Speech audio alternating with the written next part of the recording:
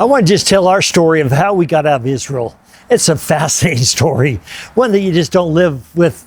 You have maybe once in a lifetime happen to you. We were waking up the morning that we're to fly out of Israel.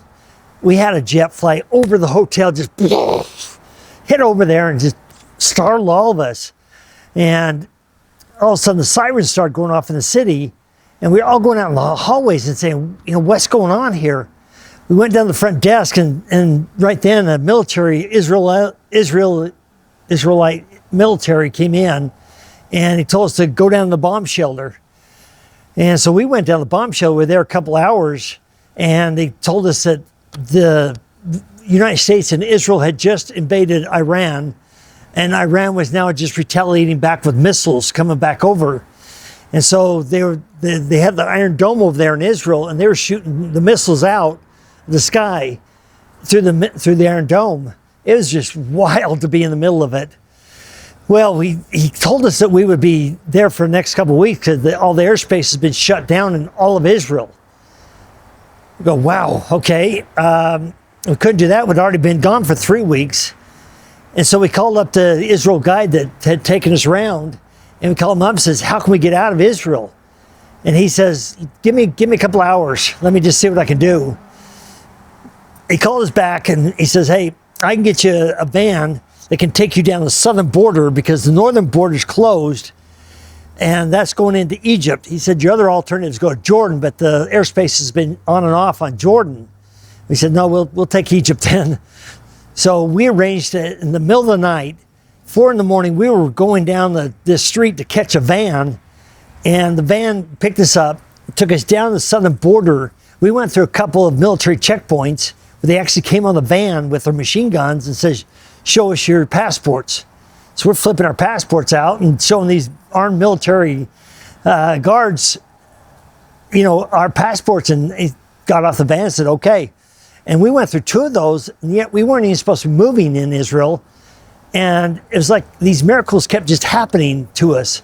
First off, we got a van. Second off, we were going through these checkpoints. And third, we got down to the border of Israel and Egypt, and it took us a couple hours to get through that border, and it was a pain to get through. We finally got through that, which cost us a lot of money because we're paying fees and we're paying extra money to help others help us get through the border. So call it a bribe, call it whatever you want. We were paying those fees to those guys.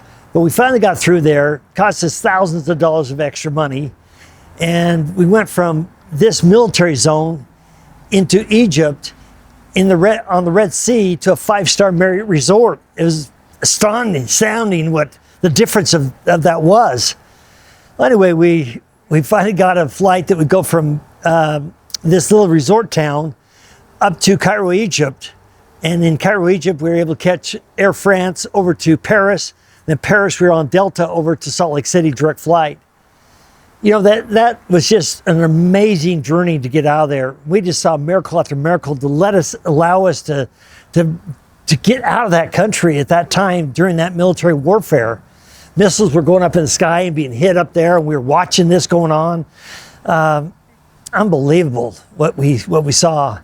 We had a phenomenal experience over there in the 20-day tour, but that last few days of getting out of Israel was amazing of how we got out of there and to get back home. The one thing we did realize is America.